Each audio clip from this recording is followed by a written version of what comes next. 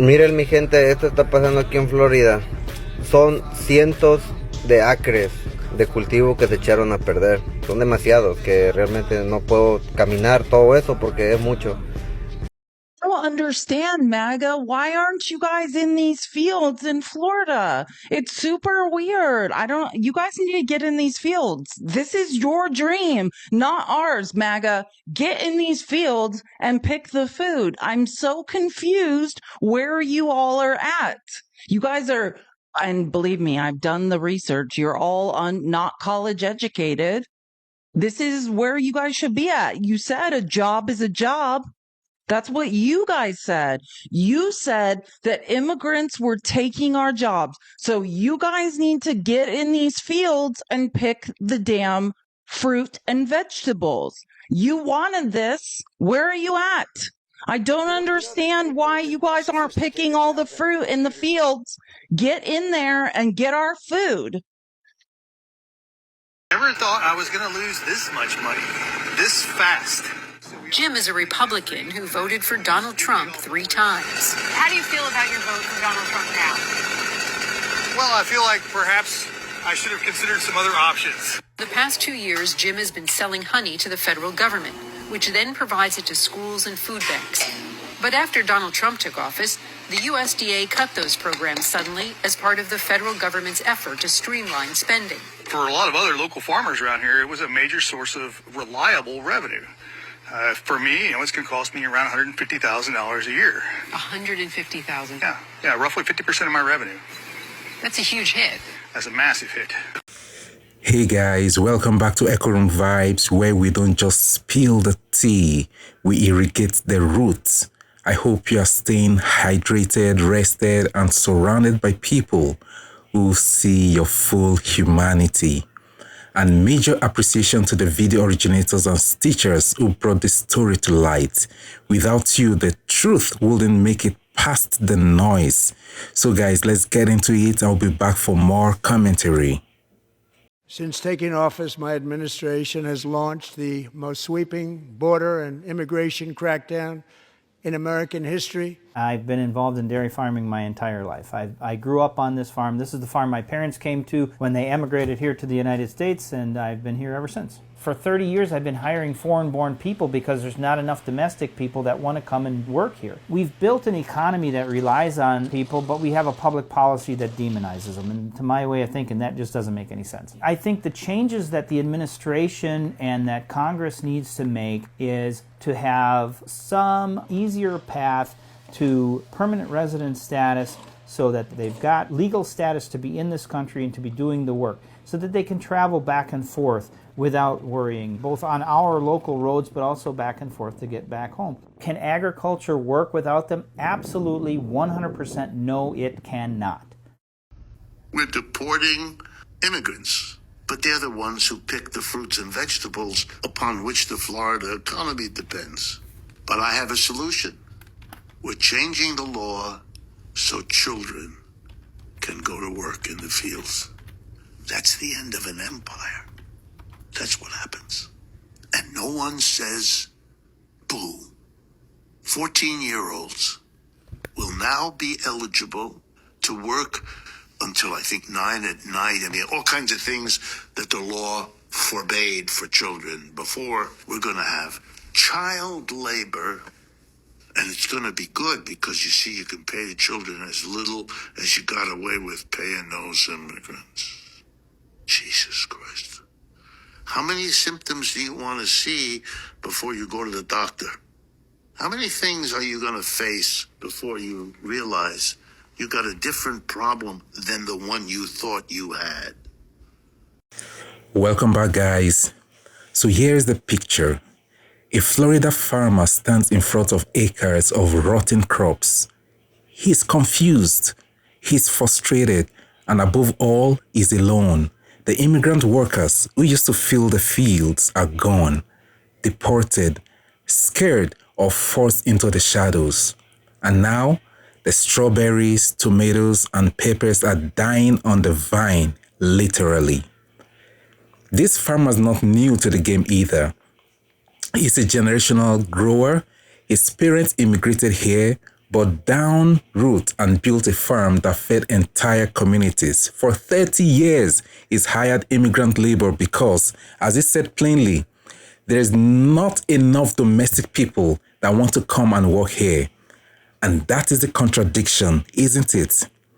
On one hand, we have got an economy dependent on immigrant labor, especially in agriculture.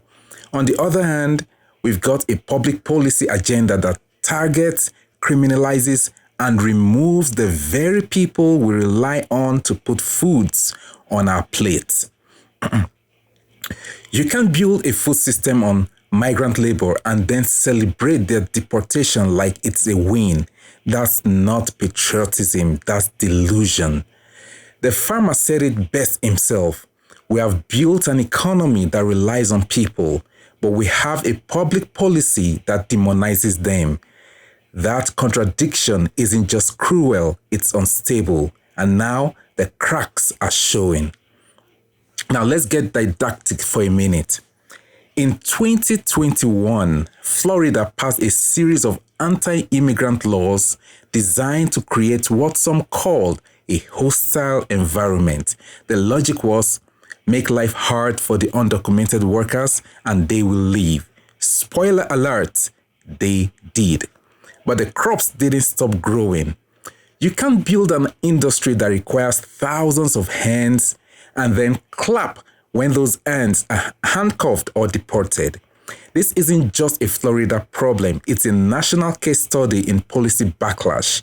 We are seeing what happens when political talking points get translated into a lived reality. And the irony, it wasn't lost on the folks responding to this. One TikToker asked, "MAGA, why aren't you in these fields? You said immigrants were taking your jobs. Well, here is your shot. It's 100 degrees. The fruit is spoiling. You don't need a resume. You don't need a degree. Just show up." But they are not showing up, are they? See, the idea that immigrants are taking jobs was never about jobs. It was about hierarchy, about who is allowed to be seen as hardworking and who is just supposed to disappear after doing the work. And now here comes even the darker turn, child labor.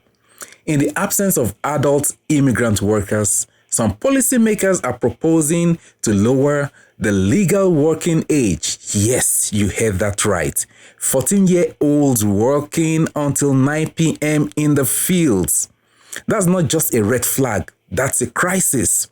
We've gone from, we've gone from demonizing adult laborers to recruiting children to fill the gaps, and not just for family farms, but for massive agricultural operations that feed millions.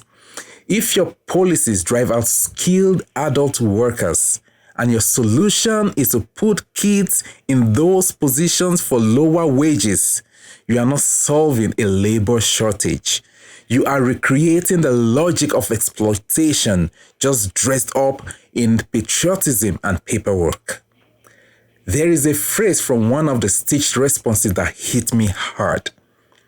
How many symptoms do you need to see before you go to the doctor? That's what this is. Deportations, labor shortages, rising food prices, child labor. These are not separate headlines. They are symptoms of the same disease. A refusal to reconcile the reality of who actually keeps America running. And the disease is denial. So what's the medicine? It starts with acknowledging the contradiction. We say immigrants are stealing jobs while depending on their labor to keep food on our tables. We paint them as illegals while asking them to do legal, taxable, back-breaking work that no one else will do. And then we punish them when they ask for dignity. As the farmer said, there needs to be an easier path to permanent legal status. He's right. not just for the sake of crops, but for the integrity of the country that claims to stand for hard work and fairness. Let me be clear, this isn't about villainizing Florida farmers. Some are genuinely trying to do the right thing.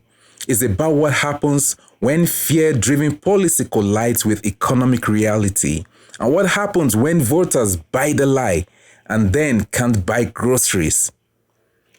Before I close, I want to speak directly to anyone listening who's been told their work isn't valid. To the immigrants who have fed this nation without thanks. To the farmers caught between policy and harvest. To the kids being pushed into fields because adults won't be protected. Your humanity is not up for debate. Your value is not seasonal, and your presence is not the problem. The problem is the lie we keep telling ourselves about who America is for. At Echo Room Vibes, we're not here to dunk and disappear. We are here to ask the hard questions with open heart. So whether you're in the field, the office, the classroom, or the courtroom, let's commit to a country where labor is dignified, not criminalized. Where children are learning, not laboring. Where policy reflects reality, not propaganda. And most importantly, let's show love to everyone. That means love for workers, love for truth tellers, love for each other. I'll see you in the comments, fam. Peace, fruit, and justice. Peace out.